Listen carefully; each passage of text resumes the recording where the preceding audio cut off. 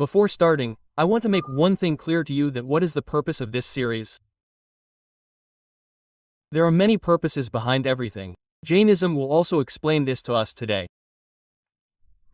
But the core purpose that I have in mind behind this series is that I have never been a formal student of philosophy. I have not given a single philosophy paper in school, college or university till date. I have studied the entire philosophy as a hobby and have studied for UPSC. I studied to give the UPSC exam, then I studied for UPSC. I studied philosophy for many years, but I have not done formal education in philosophy. When I have studied for many years, I started feeling that this is such a subject. Not only this, other subjects are also like this. There is sociology, there is psychology. These are such subjects whose knowledge every person should have. Why should it be that all these things of study remain confined to the university, remain limited? Why should it not reach every person? And when we are living in the era of YouTube, where it has become so easy to convey something as it was never before. And incidentally, if I have that ability, that courage to talk about it, then why not present all those things to the society in simple language? So my main objective is that all the things in the world of philosophy should be within the reach of a common man of our country.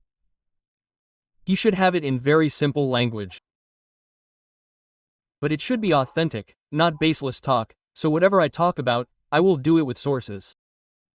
I will do it by quoting their sentences in Sanskrit and Prakrit. It can be a bit boring. It can take 2-3 hours. This can also be a testing time for you people. It may be over in a little while, but because authenticity should not be compromised. So you also have to be a little patient.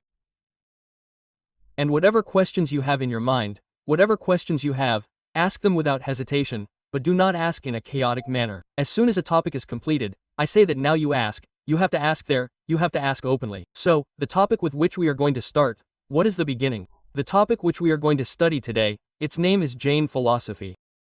And this is the 4th topic of that philosophy series. I have already told you its purpose, and for that purpose you too will work a little with me. Then our talk will be done. See, to understand Jain philosophy, we always quote an example. And you will be able to see and understand this example from this picture. This is a story. It is a very famous story. And that story is also in Jain philosophy. It is also in Buddhist philosophy. It is also in Hindu philosophy. The same story has been used by many philosophies in their own way.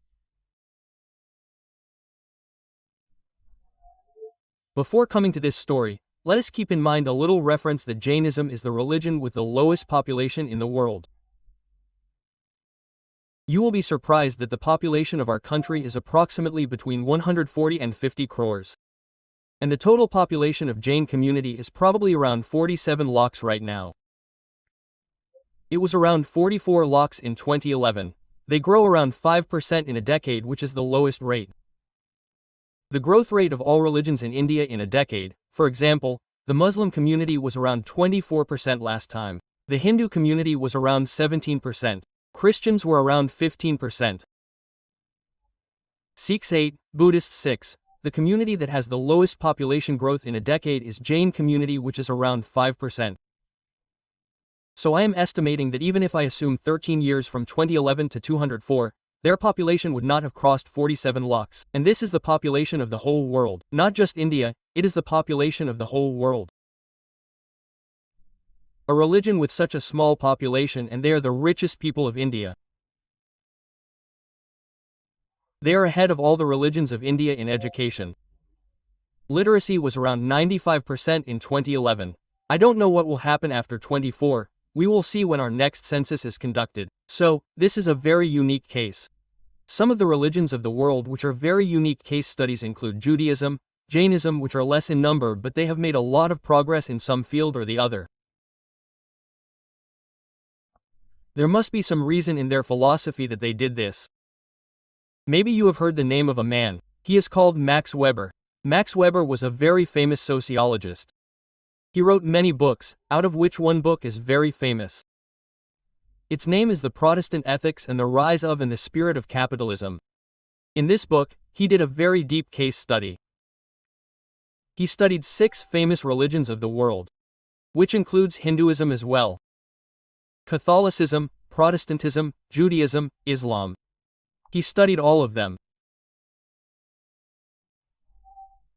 And he told that the advent of capitalism in a country has less to do with how many resources are there.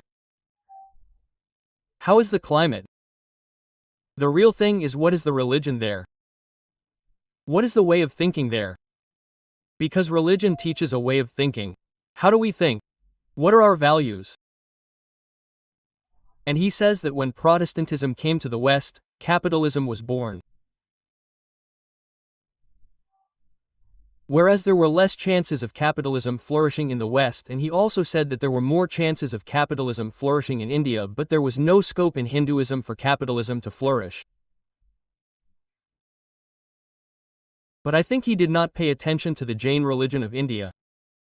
If he had paid attention, he would have understood how a small community can progress so much in terms of economic enterprise under the same circumstances. So, there is an interesting study, and the introduction I want to make is this. Whenever you want to understand the past, present, future of a community, understand its destiny, understand where it reached, how it reached, read its philosophy carefully. And what is that philosophy? It is software. Our hardware is our body. What is our software? Which is our way of thinking? And religion usually becomes the way of thinking of a community. Jains. How did Jains think that they reached this position in the world? This should be the gist of today's entire conversation. Why did they use this story? Many people have used this story. Jains have used it in a special way. They say that whenever you want to understand the world, the universe, the ultimate truth, just look at this picture. And what does this picture say? This picture says that you all can see an elephant and 6 people are trying to understand this elephant.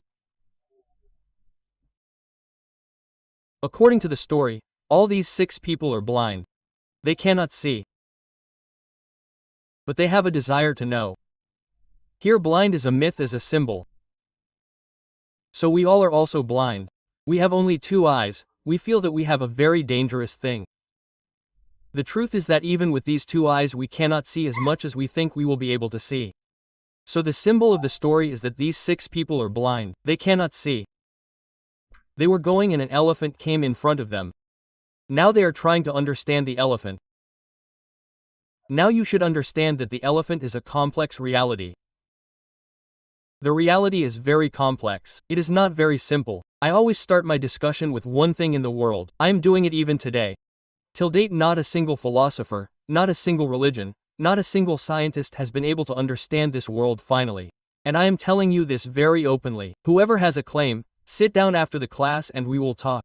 And I am not saying that I have understood. I have not understood at all. But I have understood everyone, how much they have understood. Everyone has their own guesses. Everyone has their own guesses. Some people's guesses are more scientific. Some people's guesses are more logical. Some people's thinking is more sharp, more subtle. Some people's thinking is less subtle. But this world is such a big mystery that till date no one in the world has been able to understand it.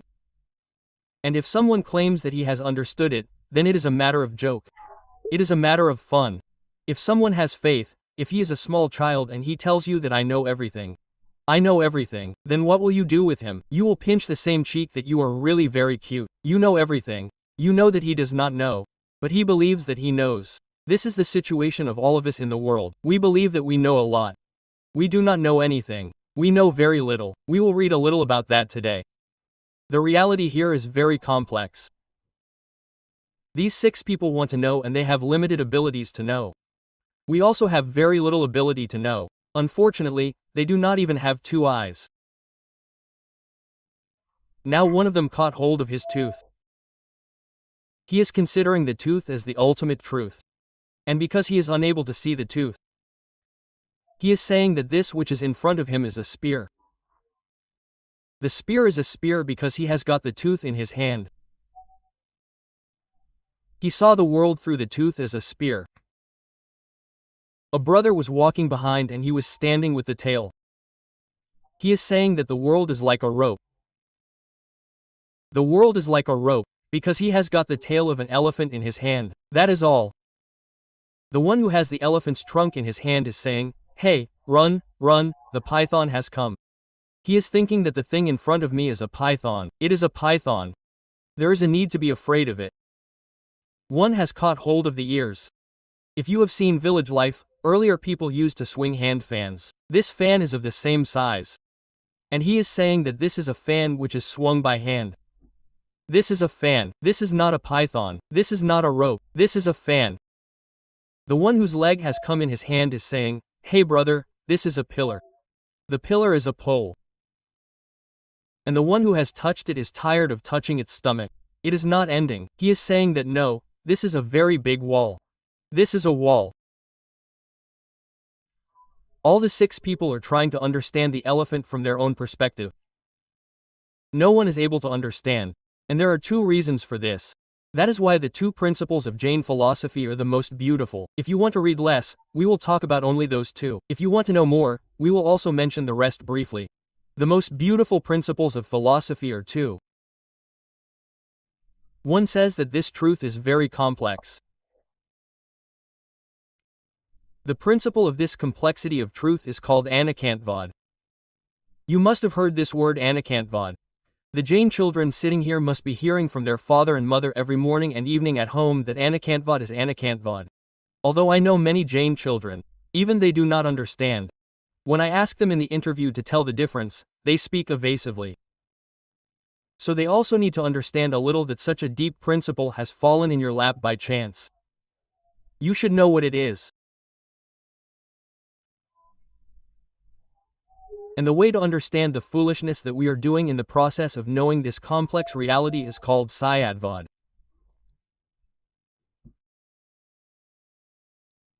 Syadvade, Syadvad. Syat is a Sanskrit word.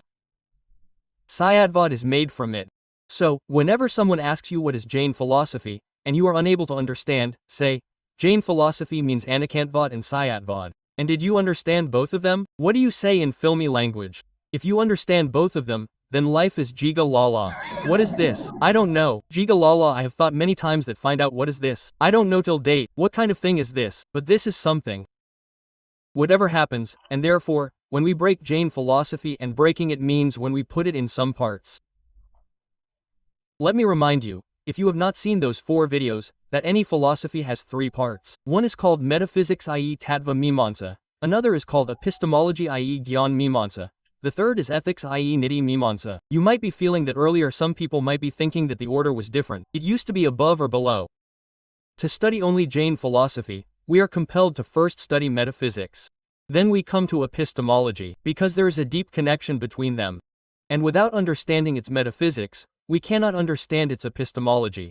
What is the meaning of metaphysics? It is a simple matter. What is the ultimate truth of the world? Whose power is there? What does a theist do? This is called metaphysics. And the name of Jain metaphysics in metaphysics is Anekantvad. There are mainly 3 questions in metaphysics. The first is God. Who created all this? Is there God or not? If there is, then how many are there? Do they work together or is there only one? How did he create the world? Where did he bring the soil from? All this is called Ishwar Mimamsa or theology. The second question is Jagat, i.e. the world. How was this world created? Like Jain people do not believe in God, but they do believe in the world, so how was the world created has to be told to them. And the third question is, the soul, which we all feel is inside us. We don't know whether it is there or not, but we all have faith that there is a soul inside us. Jains believe that there is a soul. Buddhists believe that there is no soul. That is alive, this is also alive. Now who knows whether there is or not, but everyone has their own thoughts. Some believe, some do not. But we have to understand in what ways everyone has tried to understand the world.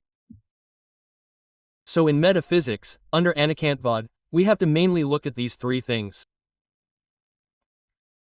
In short, Gyan Mimamsa means that what nuances has this philosophy kept in the process of knowing something, the process of knowledge? What precautions did it take? Like what is the definition of knowledge? Like what are the proofs? How many types of knowledge are there? The most beautiful principle in the Gyanmasa of Jain philosophy is Sayadvad. Apart from this, we will see a little how many types of knowledge are there, like they talk very beautifully. We feel that I will put a pen in front of you. You saw the pen. You can think that you saw the pen and it happened in a second. Jain philosophy has also told 4 steps for this, that it happens in 4 steps. It does not happen like this. Many people have told 2 steps. In the West, Khan told 2 steps for this. Many people told 2. In India, Nyaya philosophy told 2 steps, but Jain philosophy is telling 4 steps for this, that the process of seeing an object is also not as simple as we think. It also has 4 steps. In which does all this come? In Gyan Mimamsa, in epistemology. There are basically 2 questions in Niti Mimamsa or ethics. One is what is the purpose of life? Second, how to reach there. In India, except for Vak, 8 philosophies believe that the only purpose of life is moksha. There are many names for that moksha. Jain people call it moksha kaivalya. Buddhist people call it nirvana. Some call it apvarga, like Nyaya Darshan generally calls it apavarga. The word nishaya is also used, mukti is also used, so it has many different names. But what is the name that is generally seen in Jain Darshan? You must have heard kaivalya. You must have heard the words keval, gyan, kavali. So we have to understand 3 things in kaivalya, mainly anekantvad and sayatvad. Till here you all are fine.